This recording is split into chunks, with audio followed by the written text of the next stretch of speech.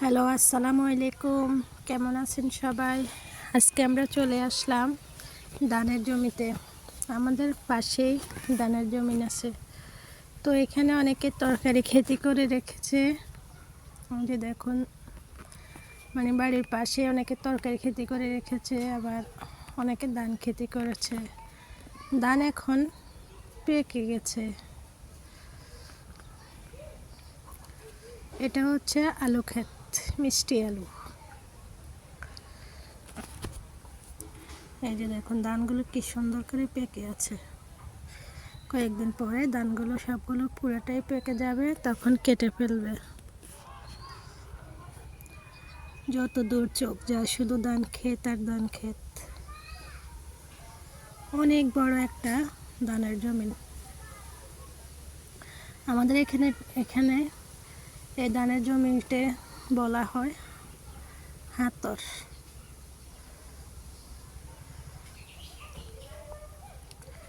অনেকগুলো ধানের জমি যখন এক হয়ে যায় তখন বলা হয় বড় হাতর।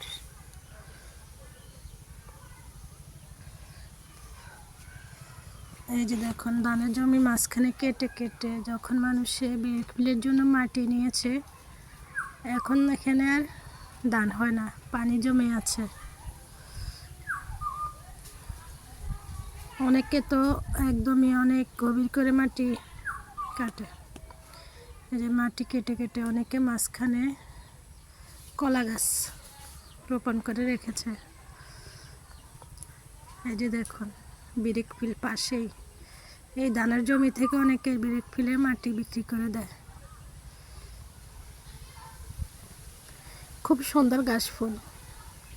এই ঘাস ফুলগুলো খুবই সুন্দর। এই যে দেখুন কি সুন্দর ঘাস ফুলগুলো।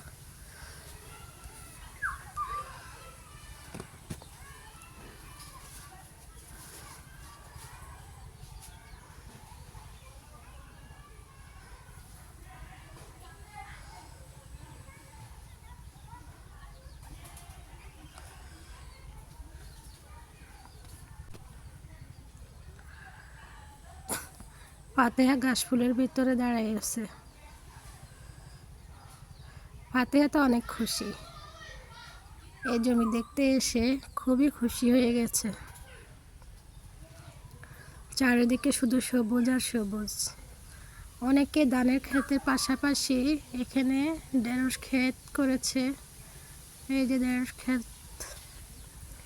কেউ আবার এখানে মাছের চাষ করেছে, কেউ কুমড়ো ক্ষেত করেছে। এই যে দেখুন, এটা হচ্ছে বাঙ্গি। এখানে বাঙ্গি ক্ষেতও আছে মাঝখানে। আমাদের দেশে বলা হয় এটাকে হুট, মানে আঞ্চলিক ভাষায় বলে এটা। এই যে এটা হচ্ছে তরমুজ ক্ষেত। এই যে তরমুজ এখনো ছোট ছোট। আর এদিকে এই যে দেখুন, বিরিক ফুলের জন্য মাটি নেওয়া হচ্ছে ধানের জমিন কেটে কেটে। প্রাকৃতিক যে সৌন্দর্য সেটা কিন্তু এখন আর থাকছে না। অনেকে মাটি বিক্রি করে দিচ্ছে বিরিক ফুলের জন্য, ওনারা নিয়ে যাচ্ছে।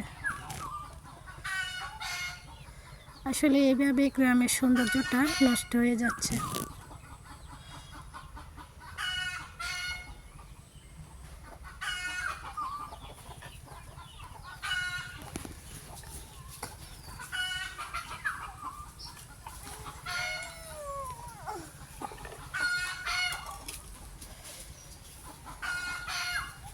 এই যে দেখুন, কেরান দিয়ে কিভাবে মাটি নিচ্ছে।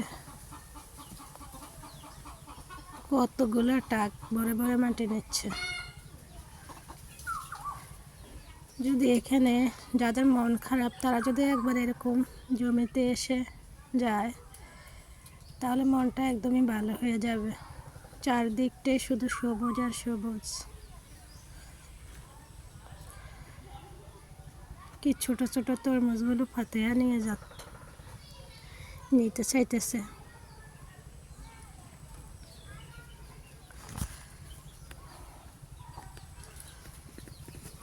যে দেখুন, আসলে গ্রামে যখন মানুষেরা বেড়াতে আসে বা ঘুরতে আসে তখন বুঝতে পারে গ্রামের সৌন্দর্যটা কতটা সুন্দর।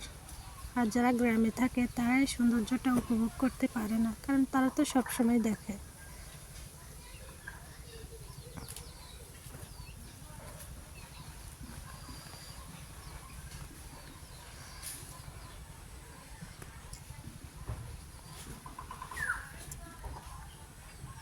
এই যে এগুলো হচ্ছে আপনার মিষ্টি কুমড়া ক্ষেত। এখানে যেমন রৌদ্র তেমন কিন্তু বাতাসও আছে। এই যে এদিকে ছোট্ট একটা মাছার মতো করে দেওয়া হয়েছে, মানে দেখাশোনা করার জন্য যে ফলগুলো এখানে লাগানো হয়েছে বা তরকারিগুলা খেতে করা হয়েছে, এগুলো যেন কেউ চুরি করে না নিয়ে যেতে পারে, থাকার ব্যবস্থা করে রেখেছে। বা এখানে একটু রেস্ট করার জন্য বসা যাবে। চারিদিকে কিন্তু অনেক রোদ।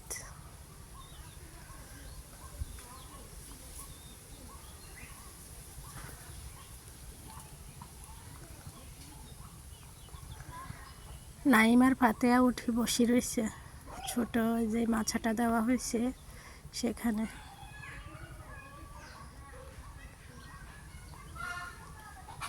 যেদিকে তাকাবেন সব দিকে শুধু সবুজ আর সবুজ।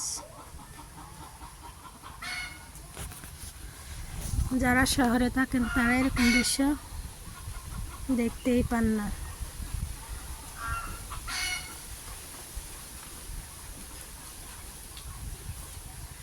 না, ফাতেহা তো এখান থেকে নামতে চাইতেছে না, ফাতেহা এখানেই থাকবে বলতেছে।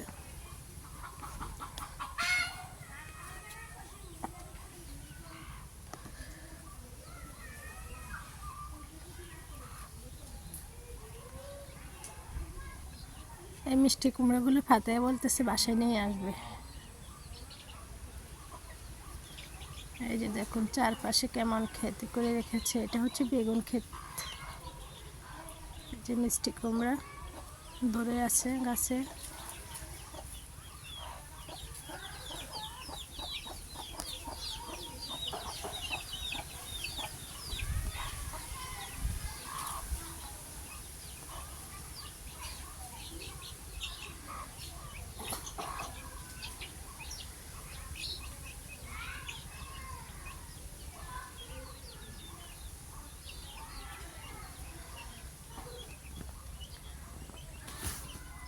বাঙ্গিগুলো দেখতে খুবই সুন্দর লাগতেছে, তাই ভিডিও করে রেখেছি।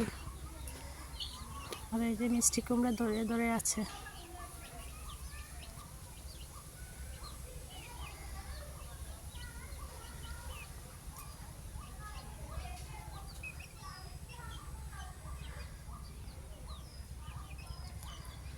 এই যে দেখুন, এটাকে বলা হয় ডি কুমড়া।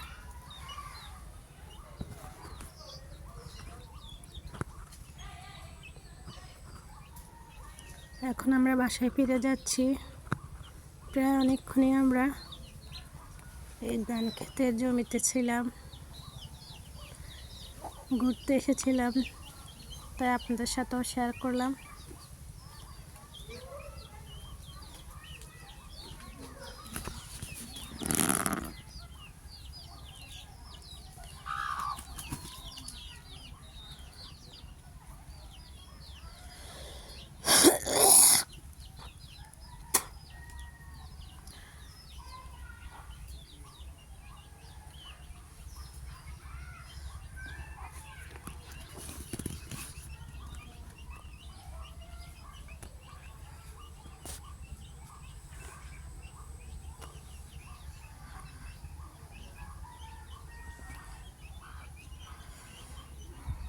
এই যে দেখুন ঘাসফুল দিয়ে এখন আমরা বাসায় চলে যাচ্ছি, ঘাসফুলের মাঝখান দিয়ে।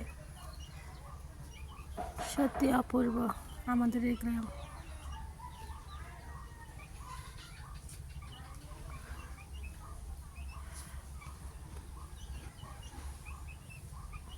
এই যে এদিকে দেখুন কৃষকেরা ধান কেটে নিচ্ছে, ছোট্ট করে একটা মাচার মতো করে রেখেছে রেস্ট করার জন্য।